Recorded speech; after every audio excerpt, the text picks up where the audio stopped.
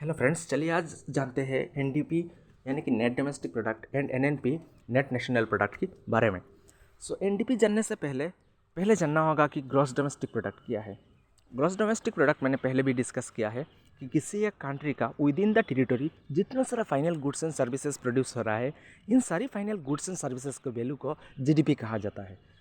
अगर वही जीडीपी में से वही कंट्री का कुछ ना कुछ कैपिटल गुड्स तो होगा ही, अगर वही कैपिटल गुड्स का यूजेस या फिर पैसेज ऑफ टाइम की वजह से उसका तो खराबी होगा या फिर लॉसेस होगा, वही लॉसेस का वैल्यू को माइनस दिया जाए, वही लॉसेस का वैल्यू को कहा जाता है depreciation.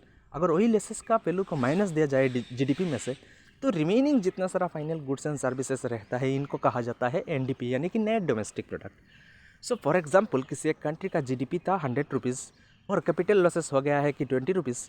Remaining final goods and services का वैल्यू रहता है 80 रुपीज़, तो वही 80 रुपीज़ को कहा जाता है एनडीपी यानी कि नेट डोमेस्टिक प्रोडक्ट।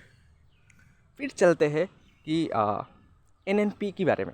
एनएनपी को कहा जाता है net national product. Net national product जानने से पहले वही जानना होगा कि ग्रॉस नेशनल प्रोडक्ट क्या है।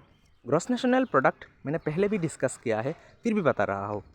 किसी एक कंट्री का जो जीडीपी होगा, अगर वही जीडीपी में से वही कंट्री को दूसरा कंट्री से कुछ इनकम मिला हुआ होगा जिसको कहा जाता है एनएफआईए, अगर इनको जोड़ दिया जाए जीडीपी के साथ, तो इसको कहा जाता है ग्रॉस नेशनल प्रोडक्ट।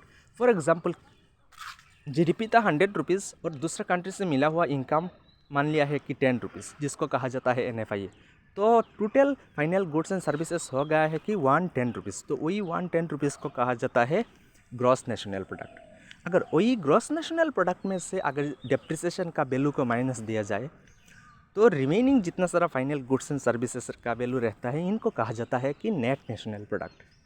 यानी कि ग्रॉस नेशनल प्रोडक्ट था 110 रुपीज़ और डेप्रिसिएशन का वैल्यू था 20 रुपीज़। मैंने पहले भी एग्जांपल लिया था 20 रुपीज़ का।